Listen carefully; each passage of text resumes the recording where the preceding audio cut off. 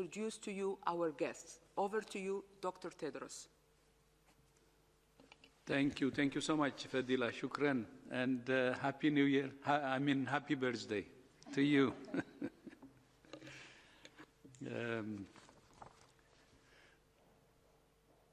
Over the past year, actually, our staff are working very hard. And no birthday, no New Year, no break. So Fadila is one of the examples. And again, happy birthday, our sister. Shukran. Good. Thank you. Okay. And it's a birthday for another colleague of ours, Sophia, who is in the room. So happy birthday to both of you, Fadila and Sophia. Good morning, good afternoon, and good evening. A year ago today, fewer than 1,500 cases of COVID-19 had been reported to WHO, including just 20 cases outside China. This week, we expect to reach 100 million reported cases. Numbers can make us numb to what they represent. Every death is someone's parent, someone's partner, someone's child, someone's friend. Our response must be twofold: to mourn those we have lost, and to resolve that each one of us will do everything we can to stop transmission and save lives. Vaccines are giving us hope, which is why every life we lose now is even more tragic. We must take heart, take hope, and take action. I have called for vaccination of health workers and older people to be underway in all countries within the first 100 days of the year. But there is so much we can all do to navigate our way out of this pandemic while we all wait our turn to be vaccinated. Physical distancing, avoiding crowds, masks, hand hygiene, ventilation, and more. You might be sick of hearing it. You might be sick of doing it. But this virus is not sick of us. Please do your part for yourself and for others. As I said, numbers can be dehumanizing. But behind every number is a person, a story. One of the ways WHO is helping to tell stories about health is through the WHO Health for All Film Festival. Last year, almost 1,300 films were submitted from all over the world, telling heartwarming and inspiring stories about health and health workers. This year, we're inviting entries in 3 categories, matching each of WHO's 3 strategic priorities: universal health coverage, health emergencies, and better health and well-being. More details about the categories and the festival are available on our website. As a reminder, the deadline for submitting films for this year's festival is this Saturday, the 30th of January. So get your films in, and I look forward to seeing them. Last week, I said that the world stood on the brink of a catastrophic moral failure if it doesn't deliver equitable access to vaccines. 2 new studies show that it wouldn't just be a moral failure. It would be an economic failure. A new report from the International Labour Organization analyzes the impact of the pandemic on the global labor market. It finds that 8.8% of global working hours were lost last year, resulting in a decline in global labor income equivalent to $3.7 trillion. The report projects that most countries will recover in the second half of 2021, depending on vaccination rollout. It recommends international support for low and middle-income countries to support vaccine rollout and to promote economic and employment recovery. The second study, commissioned by the International Chamber of Commerce Research Foundation, makes a strong economic case for vaccine equity. It finds that vaccine nationalism could cost the global economy up to $9.2 trillion, and almost half of that, $4.5 trillion, would be incurred in the wealthiest economies. In contrast, the financing gap for the Access to COVID-19 Tools Accelerator this year is $26 billion. If fully funded, the ACT Accelerator would return up to $166 for every dollar invested. Vaccine nationalism might serve short-term political goals, but it is in every nation's own medium and long-term economic interest to support vaccine equity. Until we end the pandemic everywhere, we won't end it anywhere. As we speak, rich countries are rolling out vaccines while the world's least developed countries watch and wait. Every day that passes, the divide grows larger between the world's haves and have-nots. Less than an hour ago, I spoke to President Ramaphosa of South Africa. And on Wednesday, I will be speaking with ministers of health and ministers of finance from the African Union. I will tell them that we're doing everything we can to accelerate the rollout of vaccines in Africa to save lives and get their economies back on track. The rest of the world must play its part. The COVID-19 pandemic has reminded all of us that health and economics are closely connected and that we're all in this together. We're family. Today, I'm delighted to be joined by the author of this new study, Professor Shabnam Kalamli Arzchan, Professor of Economics at the University of Maryland. Professor, thank you for this important work, and thank you for joining us today. You have the floor. Thank you very much for having me today. This is an amazing honor and privilege to be among such distinguished guests, panelists, and participants. Let me start by saying that this is a study of a team of 5. So we are 5 people. I'm just one of the authors. It is joint work with my co-authors, Cem Çakmaklı, Selva Demiralp, Sevcan Yeşiltaş, and Muhammed Yıldırım. All right now reside in Turkey, Koç University. There are professors there.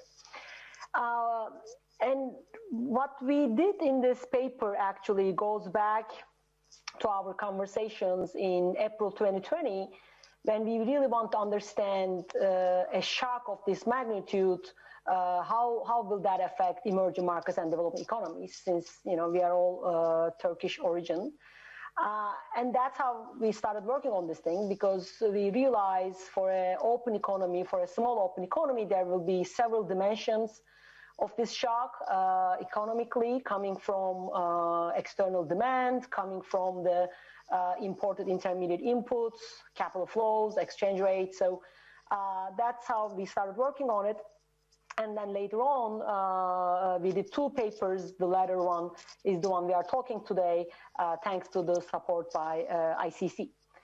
I will get to the point very quickly. So what we want to do in this paper is to marry the sectoral heterogeneity in infection dynamics with the sectoral heterogeneity in global trade and production network. We know that there is a sectoral heterogeneity on the infection part. The jobs, occupations, sectors where you need close proximity of people are going to have higher infection rates. Old people are going to be more vulnerable. So we already know this thanks to the work by epidemiologists and the like, and also economists, that this is not your standard shock, and certain sectors are going to be way more affected than the other sectors. At the origin, of course, services sectors relative to manufacturing sectors, because services sectors require close proximity. But there is an economic side to this, a global international trade and production network that also works through amazingly complex sectoral linkages. And that's what we want to do. We want to bring that, and then we want to marry these two dimensions of the sectoral heterogeneity in infection dynamics and sectoral heterogeneity in trade and production. And that's what we did. We have a SIR model. We borrowed that from epidemiologists. We bring very rich data from every country. We do this for 65 countries and 35 sectors. So we have an R number for every country. And then we combine that epidemiological side using real-time data on infection dynamics from WHO, from Johns Hopkins University, combining that with the economic data on trade and production networks. That comes from OECD on multi-country, multi-sector economic linkages. That tells us that how each sector in each country imports and exports with other sectors in other countries. So again, we have a total of 65 countries and 35 sectors. And then we try to estimate several scenarios and several different specifications. The numbers just quoted by Dr. Tedros are our most extreme scenario, like the upper bound estimates, if you like, where we assume there won't be any vaccination at all in emerging markets and developing economies in 2021, where advanced economies are going to be fully vaccinated. I mean, this maybe not that realistic. So we work out other scenarios in the paper too, where there might be some vaccination in emerging market developing economies, still more vaccinations in advanced economies. But the point here is that even you achieve universal vaccination in advanced economies, meaning your restaurants are open, your life back to normal, right? Your services sectors are going to work fine. You are going to have a huge hit in your tradable sector. And then because advanced economies are very large and very connected to global trade and global production networks, they are going to, not only feel this hit, as Dr. Tedros mentioned, they are going to, in the worst case scenario, bear half of this global cost, even they manage to vaccinate all their citizens. And this is very important because this is a full-fledged trade and international production network channel. That's what we want to focus, disconnected from whatever domestic, problems you have in your own country. This is why we work out this case where advanced economies finish the pandemic. They vaccinate everyone, where the other countries not. And this is going to highlight this fact that no economy is an island, right? The economies are interconnected through trade and production linkages. And when we bring them in as they are, we don't also allow any changes to those relationships. We want to estimate this very short-run cost. Then there will be important economic costs, even for the countries who are vaccinated, which would be the advanced economies. Which is why we emphasize the economic side of an equitable global vaccine distribution by making sure vaccinations are done also in emerging markets and developing economies so that the global economy can recover as a whole. We say no economy can recover fully until every economy recovers. Thank you very much. Thank you. Thank you so much, Professor. It's my sincere wish that all governments pay careful attention to this study. The study was commissioned by the Research Foundation of the International Chamber of Commerce, which represents more than 45 million companies in over 100 countries. Today, I'm very pleased to welcome John Denton, the Secretary General of the International Chamber of Commerce. John, you have the floor.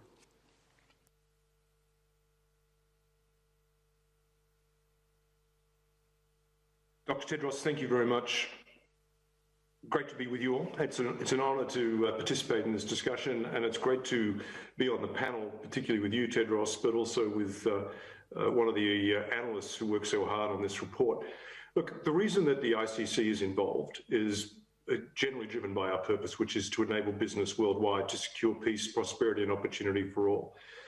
And just as we identified early on the tragedy of the attack, not just on human lives, but also on the economic well-being of so many individuals and citizens on a global basis, we thought at that time to intervene on this crazy issue around the failure of distribution of PEP and ventilators. And we identified there that one of the great risks was that the failure to engage the private sector early on was simply exacerbating the tensions and problems. We actually predicted at that point in time that unless the private sector was more involved, particularly when we saw the issue and the contours start emerging around vaccines and distribution of vaccines, then we were heading towards a problem, a real problem. Our hypothesis was that governments had failed to understand the interconnectedness and in particular, as the previous speaker just said, the impact of trade in goods and services and the interconnectedness of supply chains and the failure of those to continue to operate effectively until all are vaccinated effectively would actually exacerbate the economic damage to the globe. But importantly, that economic damage would not be visited just upon developing countries, but it would actually be effectively visited upon developed countries and economies as well. So the headline number was $9 trillion as economic damage, which would continue to flow unless the COVID-19 vaccines and therapeutics were distributed equitably. But the point which we wanted to understand better, and which is clearly made here, and has just been identified as well, was that about half of that actually affects developed countries. So if you actually want to actually fix your own economy, you're actually going to have to get involved in fixing the global economy. And part of that is ensuring that global vaccines flow globally and equitably. This is not an act of charity. This is economic common sense. If you want to ensure that the trillions and the hundreds of billions that you are spending on domestic stimulus is actually more than ephemeral, you need to ensure it's durable. It can only be durable if you actually also support access to vaccines and vaccinations and therapeutics in the developing world as well, across the globe, and equitable access there. That's because the failure of exports costs jobs. That's because of a failure to understand that a lot of jobs, for example, in the US, are as a consequence of intermediation of trade, where you get tyres for the auto industry being delivered and developed out of Thailand.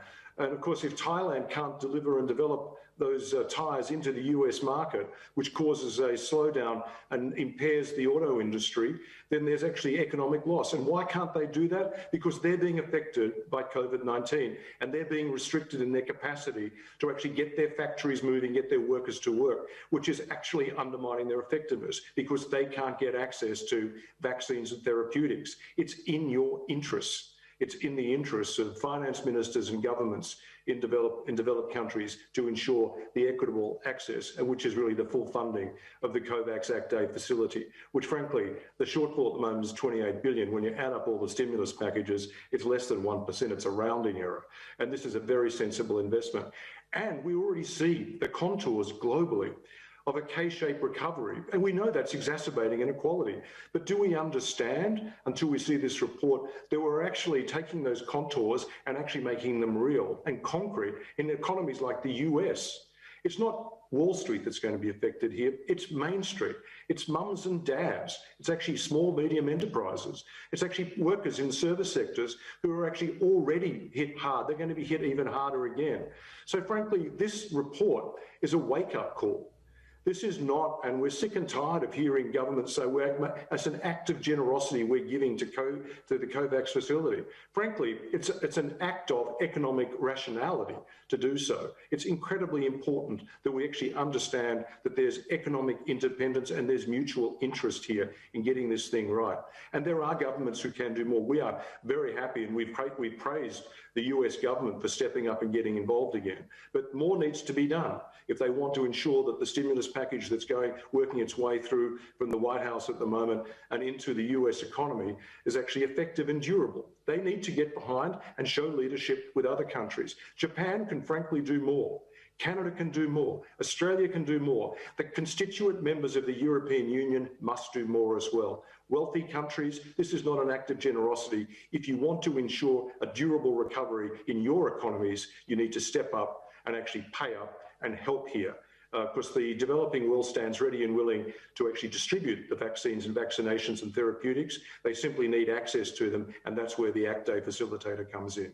So we welcome the opportunity to participate. The private sector is stepping up, as we have on issues like global mobility, where we not only talked about it, we developed tools like digital authentication to ensure that we can risk manage access to global travel again and get the economies moving, which is why we created ICC-AOK Pass. We do practical stuff, we set policy, we set standards. The private sector is committed to enabling business worldwide to secure peace, prosperity and opportunity for all. And this report is an important part of shifting the policy framework to understand that funding COVAX Accelerator A is actually in the mutual interest of all parties, not just developing countries. Developed countries must stand up with the private sector. Thank you, John. Maybe to quote you, this is not charity, it's an economic common sense. Thank you so much indeed, and thank you for your partnership and support over the past year. With that, Fadila, back to you, and happy birthday again to you and Sophie. Thank you, Dr. Tedros. I will open now the floor to questions from journalists. I remind you that you need to raise your hand. Use the raise your hand icon in order to get in the queue, and please don't forget to unmute yourself. I will start by giving the floor to Politico, Ashley Furlong. Ashley, can you hear me? Thanks, Fadila. Can you hear me? Very well. Go ahead, please. Thank you. My question is about the deal announced on Friday between COVAX and Pfizer and BioNTech for 40 million doses of their vaccine. That number seems quite small to me, given the size of the other deals that have already been made for this vaccine. We've seen the EU has reserved 600 million doses. The US has 200 million. I want to know if you could explain that discrepancy. And would you also be able to explain how this sort of limited number of doses will be prioritized across countries participating in the COVAX facility? Thank you. Thank you, Ashley. Just looking who can answer this question. Dr. Bruce Aylward will take this question. Thank you very much, Ashley. One of the most important things as the COVAX facility put together its portfolio of vaccines, just like they were put together in, for example, the European Union and other places, was to ensure that you had a diversity of products that you could rely on both today but also in the future. And part of the deal on Friday was to ensure that the COVAX facility also had access to and experience with mRNA vaccines, because the importance that these may have played in the initial rollout in high-income countries in particular, but may also play as we go forward and we look at a need to potentially adapt to vaccines as well. But there's a few things to realize in putting this deal in place, even with relatively small doses of vaccines, because this is a vaccine that we anticipate, because it's already licensed, already in use. We already have recommendations from the World Health Organization on how to use it globally, that this could be launched very, very rapidly and earlier possibly than some of the other products that are currently available. By rolling this out, even in small quantities, there's multiple major advantages. Number one, because you'll remember, Ashley, even in the Western countries, the Pfizer vaccine was rolled out with very small quantities initially. But what that does is it gets the whole system working. It gets your indemnification process in place, your no-fault compensation processes, your cold chain in place, your training in place, all the other things that will be absolutely vital to the products that come before it. The other thing was, even with a relatively small number of doses, and we looked at this quite closely, it was clear that we could make a real difference in protecting some of the most highly exposed, highly at-risk healthcare workers, particularly in some of the AMC countries that the facility serves. And then the other important element of it was by having a framework agreement in place with Pfizer for this important vaccine, because remember, of all the countries that are currently vaccinating, which are over 50 now, more than 45 of those countries are actually using the Pfizer vaccine. And after that, the next one is much, much fewer, down around 6 or 7 countries. So what the other big advantage by putting the framework agreement in place is that we can then open the door to donations in a much more potentially, let's say, seamless manner with other countries that currently have contracts with and substantial quantities of the Pfizer vaccine. So there's multiple advantages from the experience we will get, the learning experience, the protection to this vital health worker infrastructure in low-income countries, which is highly exposed, obviously, opens the door to donations, et cetera.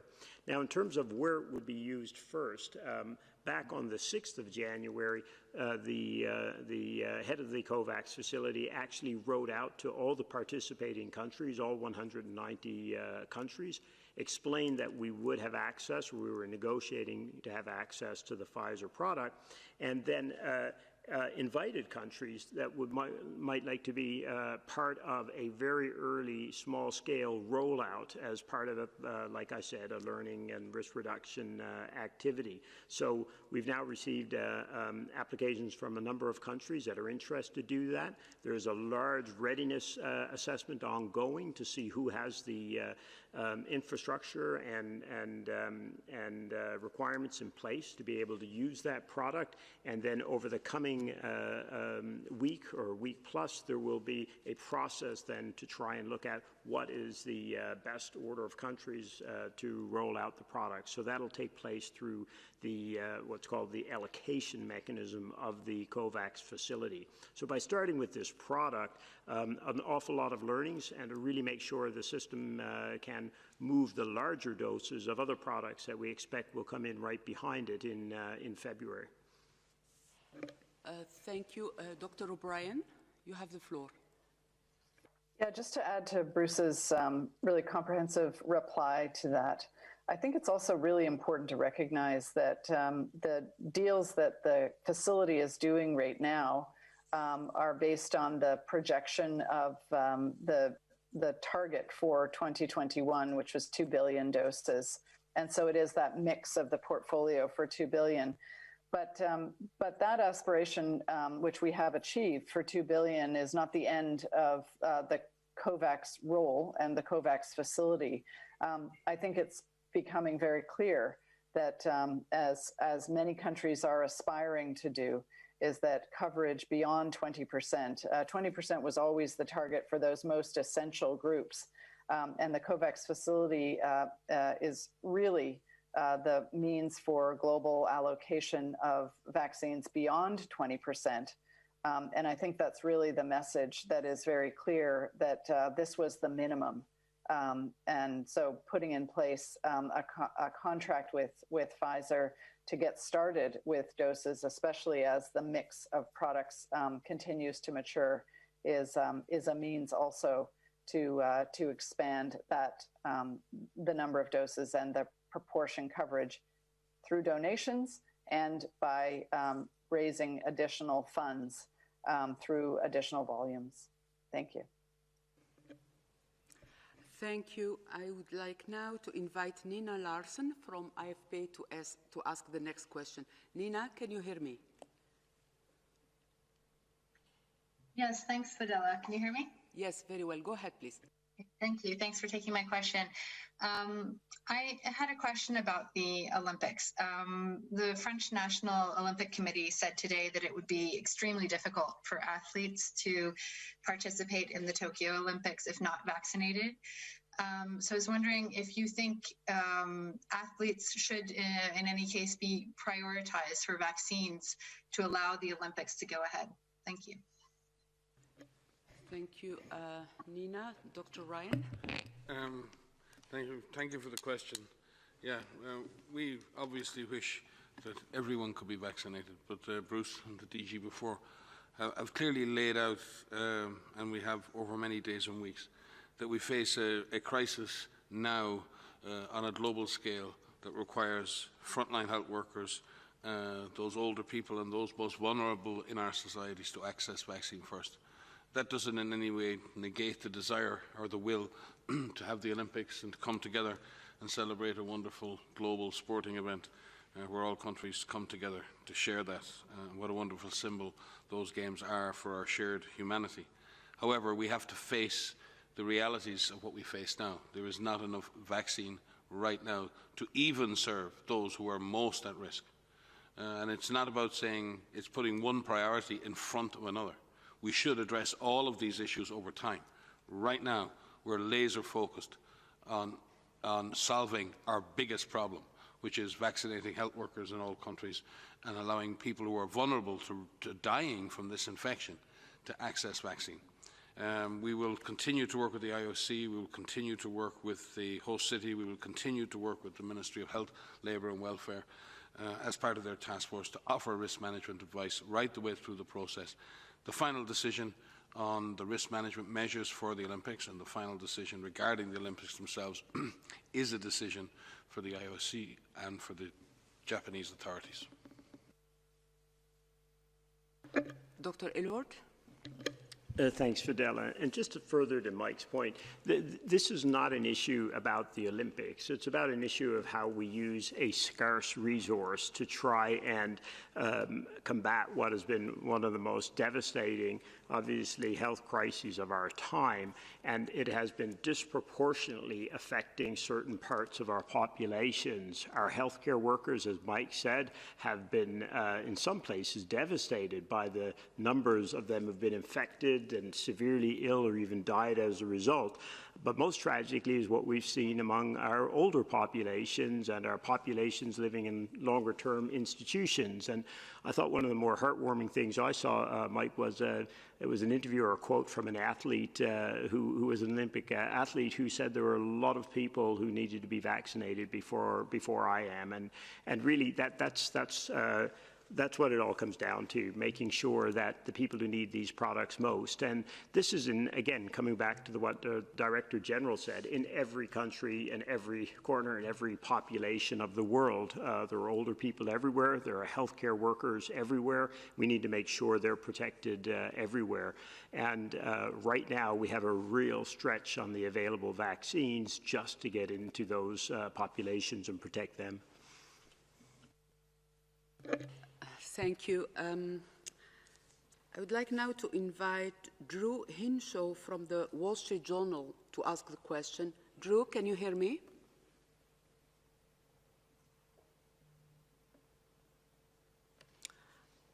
Drew? Yeah, I can hear you just fine. Buddy, can you hear me now? Yes. Yes, go ahead, please. Everybody hear me okay? Great, thanks. I just was hoping to have when we talk about, my question is kind of about Europe, specifically about Europe, if I can focus on the EU region, just to provide some specificity when we say wealthier markets are recovering in the second half of 2021, because even with all the resources that the EU has here, we're a month into vaccination. France, Germany have barely vaccinated more than 1% of their population. And some of that is supply constraints, but as you guys have noted, those constraints remain extremely tight for the foreseeable future. Then you have 30–40% of people who, in poll after poll, refuse to get vaccinated. So I guess when we talk about Europe or the global North recovering, how much do we mean that is transmission would be at zero? I mean, I guess my question is, how would you rate the likelihood that this disease will remain endemic to Europe even at the current rate of vaccination? Thanks. Thank you. We have several questions here. Let's try to address them all. Just address the issue of endemicity, the issues around vaccines and other things. I think there's always a risk that any disease will become endemic to human populations. In fact, that is the history of epidemic diseases in humans. We very often are affected in the first waves of a new infection with high-impact epidemics. They've gone back through history. Very often the disease, and this is a sad fact, that the disease in historical terms very often killed many, many people. And then as the disease moved into younger people, as older people became immune, the only new susceptibles were in younger kids as they were born. And they became, that's why we've seen many diseases become diseases of childhood, because in effect the diseases have moved into those age groups and continued to kill over centuries. The issue for us in terms of looking at endemicity regarding a disease like COVID is that there are a number of factors that would allow us to believe that such a disease could be eradicated. However, there's a number of factors right now that we face, and there are headwinds. One is the absolute presence of the disease in so many countries, the fact that we're not seemingly able to implement comprehensive long-term measures to contain and control the disease.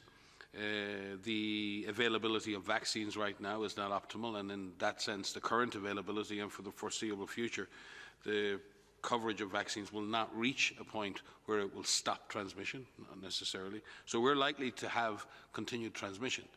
The advantage we have right now, based on the targets that the vaccine has in terms of its efficacy, is we can significantly and very, very greatly reduce mortality, reduce severe illness, reduce the impact this has in our societies and on our loved ones and on those who are most vulnerable. And in that sense, we can return to normal life. Will this disease continue to transmit? Most likely for a long time. Unless we find the kind of compliance and the kind of vaccine coverage that would be required to achieve that. If vaccine coverage lags behind, particularly in younger adults, then yes, we will struggle to eradicate this disease. But remember, we've only ever eradicated one disease on this planet, smallpox. And we're struggling against polio, and we're struggling to eliminate measles. So the availability of a vaccine, the availability of the will to eradicate or eliminate, does not guarantee success. So I don't believe we should start setting elimination or eradication of this virus as the bar for success. That is not the bar for success. The bar for success is reducing the capacity of this virus to kill, to put people in hospital, to destroy our economic and social lives. We have to reach a point where we're in control of the virus. The virus is not in control of us, and that we have countermeasures in place that keep the capacity of this virus to cause harm to a minimum level, and we are back in control.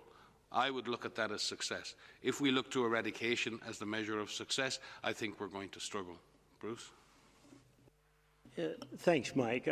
Listening to the questions, I was just trying to untangle it like Mike was a little bit. But really the question, the way I heard it was, how much do we expect vaccines may change the shape of this epidemic or this pandemic?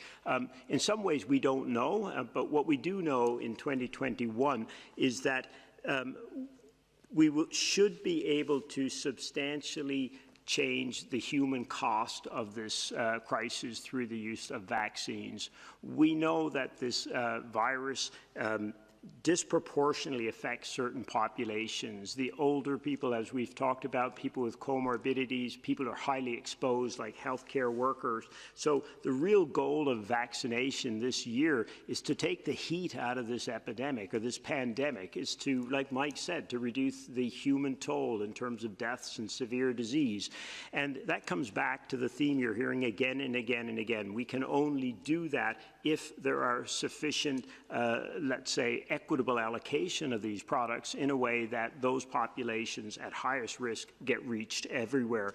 And I thought what was staggering today were the numbers that were released by the study that you heard presented, and then the comments from the head of the ICC as to the economic case for doing what we know is the right thing from a moral or a health equity perspective. So the real goal, this year? Could we take the heat out of this pandemic with these products?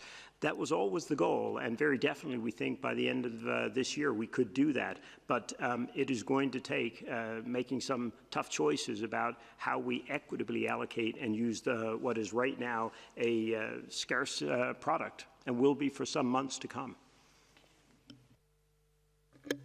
Thank you, Bruce. This is a good bridge. Inviting now our experts to answer the economic angle of this Wall Street Journal question. Professor Sebham, do you want to answer? And Dr. John and Mr. John Denton, you will have the floor too. Over to you. Sure. I would like to actually highlight the global interconnection point again that Dr. Denton made forcefully, because here, if we look at two scenarios we did in the study, one is this extreme scenario that gives you the 9 trillion number where no vaccination whatsoever in the rest of the world, but advanced economies recover immediately, like, right away, like beginning of 2021, right? So the total cost is higher there, world cost, because the rest of the world is bigger. And then almost, close to half is borne by advanced economies. Now, we go to a more realistic scenario we worked out. Advanced economies still have the disease in 2021, going back to the question from Wall Street Journal, but we still assume that they are done with vaccination mid-2021. And by the end of 2021, early 2022, half of emerging market and developing economies population vaccinated. So, I mean, this might be, there's more realism to this. We might not be there by end of 2021, but in this scenario, there's still disease going on in advanced economies half of the year. Very interestingly, the global costs go down, right? I mean, you go down actually from 9 to 4, but also very interesting, the share advanced economies bear go up. Why is that? Because in this scenario now we allow some vaccination also in emerging market and developing economies. That helps to the exports and imports of advanced economies. And advanced economies are larger, so the world costs go down. But they are going to bear a higher share because now they also have to deal with the disease in their own economy. So these global interconnections, both on the export side and also imported intermediate input side, can be really, really important in amplifying economic costs. So it is extremely important to highlight again that there is an economic case to be made here on top of the moral case. Thank you. Thank you, Professor. Mr. Denton, you have the floor.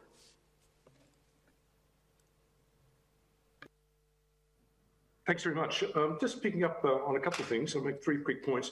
First of all, one thing Mike said, which has really struck me, I mean, what we're seeing is, with the history of epidemics and the way they flow. With all the things that are happening, the developed world and rich economies have a greater chance of actually managing the trajectory. And as you say, eradication is not the mark of success here for where we are. But what we're really worried about, without the equitable distribution, it's developing countries. And the history is they will not be able to manage that trajectory. And so you will actually end up potentially with a managed trajectory in the north, but actually an unmanaged trajectory in the south. And this is a real concern and will simply exacerbate, particularly with the new variants coming in and the speed with which they're moving. And so that's why we really want to emphasize the output of our study, which has been so eloquently described by the previous speaker, is that there's an economic case, and it's a compelling economic case, not just persuasive, to actually fully fund the COVAX facility. And the reality here is I've called out on a number of countries, but Japan, Australia, Canada, and China and the US need to continue to step up, and all the constituent parts of the European Union. 2 other quick points. First, the issue the WSJ made about distribution. One element that we see, and we'll be mounting a global campaign on the involvement of the private sector to actually step up here, and we'll be launching that during the course of the next week, which will cover multi-dimensions, including the output of this study. The first is, if you're going to have a successful national vaccine action plan, you must involve the private sector. The wisdom and the knowledge and the innovation of the private sector in distribution can never be underestimated. And it's the genius of the innovation of the private sector which will help on this distribution, not just in developed countries, but also in developing countries. And it's really important for those national vaccine action plans to involve deep engagement with the private sector. That was missing in the pandemic action plans of so many countries, engagement with the private sector, and it took us a while to actually help get countries to realise the importance of that. And I shout out to Dr. Tedros for realising the importance of engaging with the International Chamber of Commerce as a conduit to actually reach out to the private sector. The third point, and if you actually look at the most recent trust index of Edelman on vaccines and ensuring there's 30 to 40% of people in Europe who are so suspect about the taking a vaccine actually get confidence. The people that individuals trust, the entities they trust, it's not government, it's not international organizations, it's business. Business, people have trust and confidence, and we want to use that trust and confidence to help individuals and citizens understand the importance of accessing and actually utilizing vaccinations as well. And that will be part of the ICC's global campaign involving the private sector on a continual basis in the actual debate and the implementation of an effective, fair and equitable distribution of vaccinations and vaccines across the globe.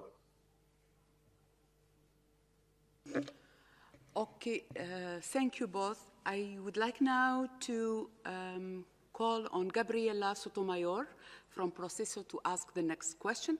Gabriela, can you hear me? Hola, thank you very much. Happy birthday, Fadela. I have a question on Mexico. Mexico is betting everything on the vaccine like many countries, but it is one of the countries that does the least number of tests. And now, for example, in Mexico City, hospitals are at the maximum capacity. We have record numbers of cases and deaths. Until January 12, for example, an average of 8 people died every hour. So my question is, do you think it's possible that one of the new variants is circulating and has not been detected due to the very low number of tests they do? And on vaccines, medical personnel are in danger of missing the second dose due to Pfizer problem with temporary suspension of shipments. Also, the government decided to vaccinate 20,000 teachers in Campeche, a state of Mexico, instead of health personnel. So my question is, what is your assessment? And that's it. Thank you. Thank you, Gabriela. Dr. Von Kerkhoff will take this question, and then maybe Dr. Ryan. Thank you, and our best wishes to the President of Mexico. I know that Dr. Tedros sent a message earlier today, but from all our staff here, we wish you speedy recovery. The situation in Mexico is, well, we've hit 1.75 million cases and approaching 150,000 deaths, and 19% of those cases required hospitalization. And you're right, the positivity rates are high, which probably does, and I've said this again and again, does represent under-testing over many, many months, and probably not the extensive testing that would have picked up even more cases. Again, there's over 200,000 cases amongst healthcare workers, 47% of whom are doctors and 40% are nurses, and the rest other support workers. So again, this has had a big impact on healthcare workers around the country. We've seen similarly to indigenous populations relatively low numbers, under 15,000 cases, but that includes 2,000 deaths. That's 1 in 7 people from indigenous communities who are sick, dying. So we've seen very sort of important impacts on those groups. In general, bed availability in Mexico is quite good. There's 60% availability of COVID beds and about 40 to 50% availability of ICU beds. So the health system in general is coping in Mexico.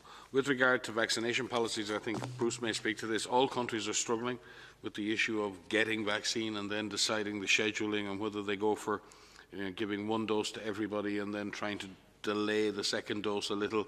All countries are trying to, do this pretty demanding arithmetic for what is the best combination. So maybe Bruce can speak to how our other colleagues online on how we're advising there. I would say in general that we're seeing a pattern in Central America that's stabilizing. We're still seeing a pattern in South America, not just in Brazil, in Amazonas and other Amazonian provinces. We've seen big impacts, but we're also seeing rising cases in Colombia in Peru. While we're seeing stabilization and falling off of cases in places like Chile and Argentina and the Southern Cone, there are parts of those countries that have intense outbreaks. So I would say the overall pattern in the Americas is beginning to stabilize. The increases are not as stark as they have been, but the health systems across the whole region are under pressure, and people, like in the rest of the world, are very, very tired.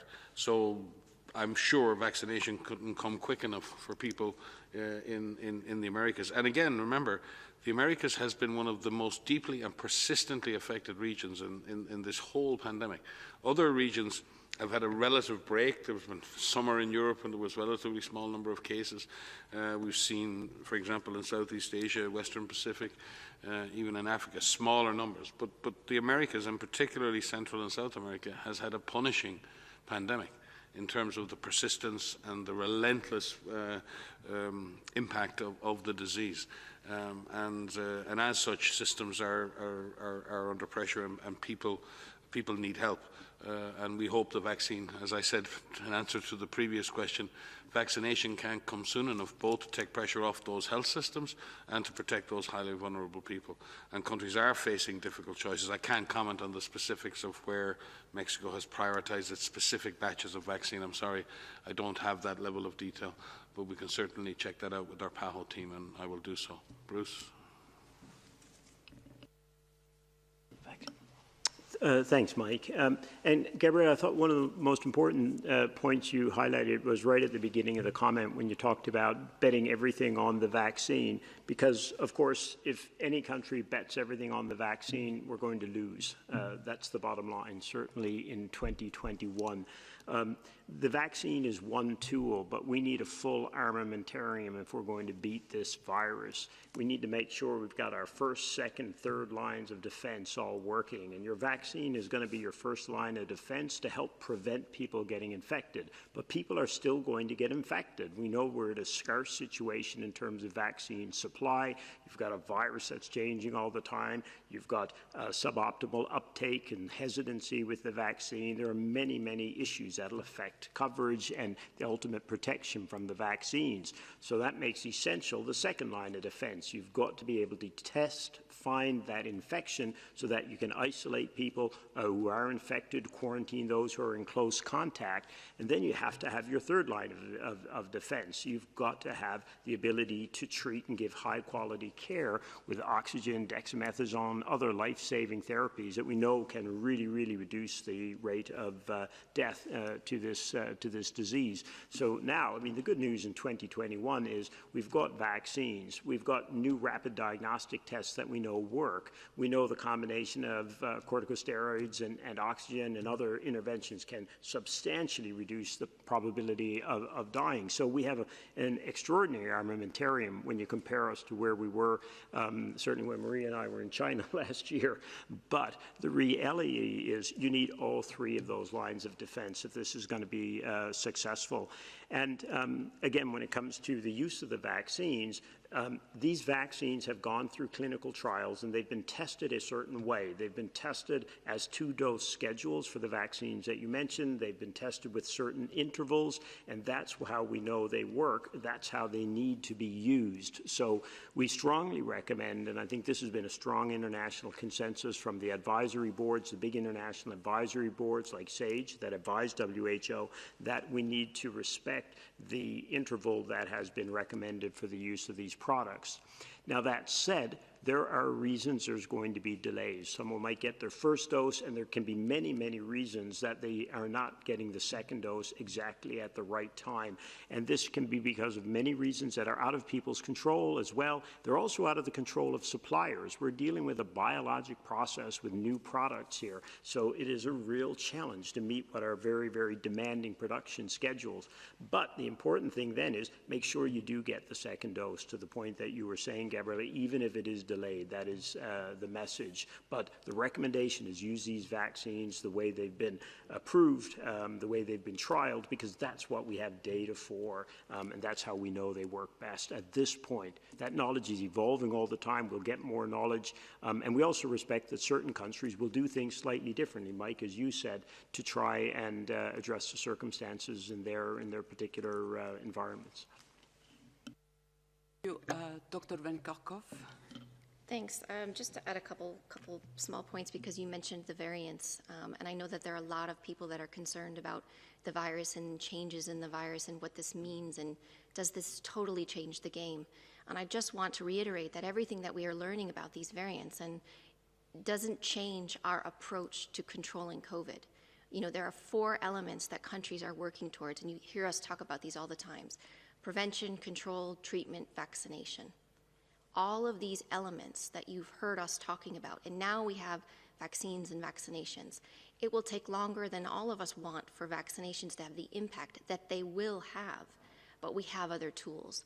We have to right now prevent as many cases as we possibly can, for all of the reasons that you know very well. Not only to make sure that we keep ourselves safe, but we keep our loved ones safe, those who have more underlying conditions, who are at a higher risk of developing severe disease and dying. We have options for control. It's all of those elements of active case finding, rapid, reliable tests, making sure that individuals know if they are infected or not, making sure that they are put in a clinical care pathway and receive quick assessment, oxygen, dexamethasone if they are severe or critical, and more therapeutics that are coming online. We need to make sure that we prevent infections through vaccination. We make sure we do individual level measures by hand hygiene, physical distancing. All of that still holds true. Don't forget that we still have some power over this virus, no matter where we live. And as these vaccines come online, you still have some control over what you do during your day, over the exposures that you may or may not have. And you have information, you have knowledge, you have tools that you can take to prevent yourself and your loved ones from getting infected. So I don't want you to forget that. Even with these variants and what we understand with these variants, these control measures work. We are seeing reduced incidence in a number of countries that have different virus variants that have been identified in South Africa, in the United Kingdom, in Ireland, in Denmark. The control measures work. So don't forget that we still have this control, and countries are doing what they can. I am struck by the conversations we are having 1 year into this, and thinking, I want people to remember that there's still a lot that we've learned, and that there's a lot that we can do. So prevention, control, treatment, vaccination. Thanks. Just to add specifically for that, we don't have specific information on sequences in Mexico per se. I'm sure that Mexico has uploaded some sequences to some of the platforms, but we haven't any indication as yet of any unusual or variant strains on the Mexico side of things. It is, though, important, and you'd mentioned the point that the more testing you do, the better, and that's good for control, that's good for understanding the epidemiology. But a proportion of those samples should be sequenced, so it should be done as systematically as possible. But not every single test needs to be sequenced, not every single virus. And you need targeted sequencing when you see unusual clusters or unusual patterns of transmission or unusual clinical presentations.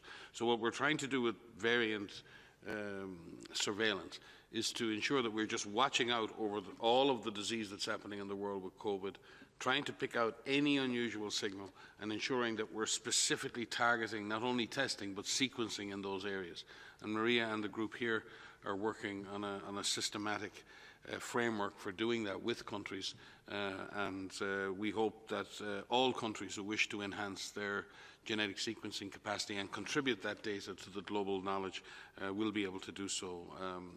If they wish to make that commitment and wish to buy into that, we are certainly in a position to help connect them with the necessary technology and training to achieve that.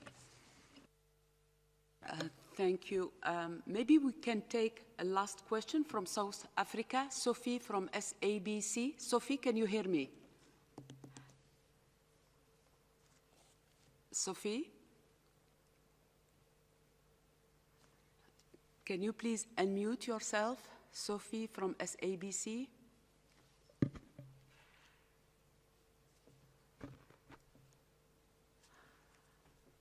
Sophie?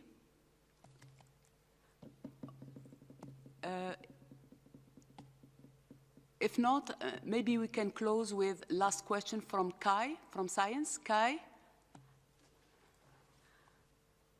Yes, thank you very much for taking the question. It follows neatly from the last one. I wanted to ask, Moderna announced today some good results in terms of efficacy of their vaccine against the South African variant and the UK variant. But they also said that they were working on updating, on developing a booster shot, essentially both based on the normal virus and based on the variant that was first described in South Africa. I would just like to get an opinion from WHO on, what would you like to see from other manufacturers in terms of doing this? And is the regulatory approval, do you feel like it is clear what the regulatory approval will be if indeed it becomes necessary to update a vaccine? Thank you, Kai. Dr. Aylward? Yeah, hi, Kai. That's a great question. And in fact, one of the things that we're doing right this week in the area of the ACT Accelerator is we're revising the whole strategic plan, or refreshing it, let's say, in light of what's going to be necessary in 2021. And some of the big drivers of that, of course, are the increasing detection of the mutations, the variants that we're seeing, the variants of concern, let's say, with the particularly the changes in the spike protein. The other big driver, of course, that we're working against is just that demand for vaccines. So these are the big things affecting the work. And while our first priority going forward is going to be the rollout of the vaccines that we have, because as you've reinforced and as Maria said earlier, we know that these are working against the variants at this point. So the important thing is to get those things out, as much coverage as possible, protect as many people as possible. But the second priority that we're building into that is how we bolster the whole R&D agenda. And it's really the agenda across the research and development, across the product assessment work that we do, and then, of course, the regulatory pathways work, exactly to the point that you mentioned, Kai, because what we have to define is what is the regulatory pathway, if necessary, for strain changes. So that's exactly the program of work that's kicking off right now. And in terms of from the manufacturer side, what we're going to be looking for is the same kind of collaboration in the early stages of this disease that we saw last year, where there was a great sharing of information, and alignment around what are the assays we're going to be using, what are the correlates of protection, what are going to be the key strains that we'll be using. So all of that you want to get as standardized as possible, and then the trial design standardized, et cetera, so that you can compare across products as well. So I think we're going to be going into a period where we'll want to be seeing even more collaboration across producers to try and then together look at how do we both assess the changing environment we're in with the variants, but then also how we respond to it in terms of the R&D, product assessment work, regulatory work when it comes to strain changes. So very much at an early stage in that, but fantastic that Moderna and others are already looking at what does it actually mean for their products as they go forward. Because, as we've seen over the last year, and science has done an extraordinary job in this crisis. And again, to the point that Maria made a little bit earlier, variants of concern are there indeed, but I think we've got the science now, if we harness it properly, to stay in front of it as the nature of this pandemic and the virus unfold. Thanks. I just want to take it a step up from that as well, because it does link to this monitoring framework that we are establishing, and then linking to exactly what Bruce just described. What we're trying to do is working with partners around the world to make sure that we have an enhanced system to detect a change in the virus when it emerges. But we also want to be more proactive. So if we're looking at different types of mutations that we are seeing, we want to look at combinations, and we are seeing some of these in different variants identified in different countries. Those need to be evaluated properly. So we're doing this through enhanced epidemiologic surveillance around the world, making sure that we have robust systems to track this virus and who is infected with this virus. So first and foremost, we can reduce transmission, but also so that we can look for any changes, any significant changes in transmission where we wouldn't expect it. For example, in an area where interventions are in place and we're still seeing transmission. That was how the United Kingdom identified their virus variant in December, November and December. But also if there's a change in severity. We want to increase sequencing surveillance around the world, and we have incredible sequencing surveillance increased over the last year, but that needs to be stronger. So we're looking to leverage existing systems, and we already are doing so we're not starting from scratch. We have the GISRIS flu network, global network, in which 89 labs are currently doing full genome sequencing for SARS-CoV-2 already, and we want to increase that. We're very thankful for our flu partners. We have the SARS-CoV-2 network, many of which are overlapping with the flu network, of course. We want to harness the expertise of the polio networks, our HIV networks, our TB networks, because there are systems in countries that can do sequencing. And the more sequencing we have, the more sequences that can be shared. So in addition to doing that, we are working with our partners to share those sequences on platforms like GISAID, GISAID, and others with metadata so that we can analyze them and carry out bioinformatics and phylogenetics.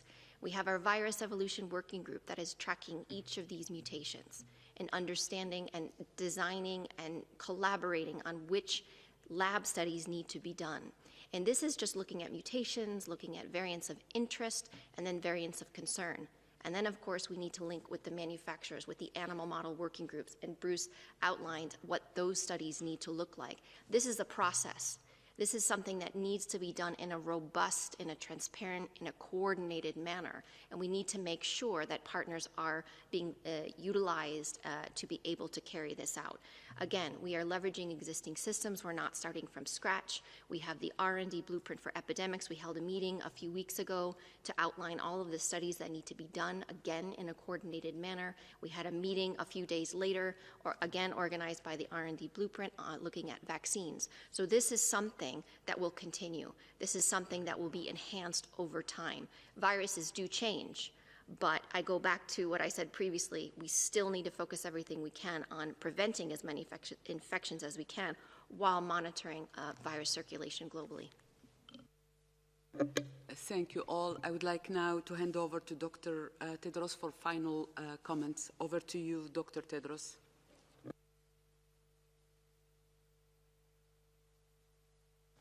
Thank you, Fadila. And my appreciation again to John and Professor Shebnem for joining us. And thank you also to all colleagues from the media who joined. And see you in our next presser. Thank you, Dr. Tedros. You will receive the DG remarks and the audio file of this press conference just after this press conference. The full transcript will be posted tomorrow morning.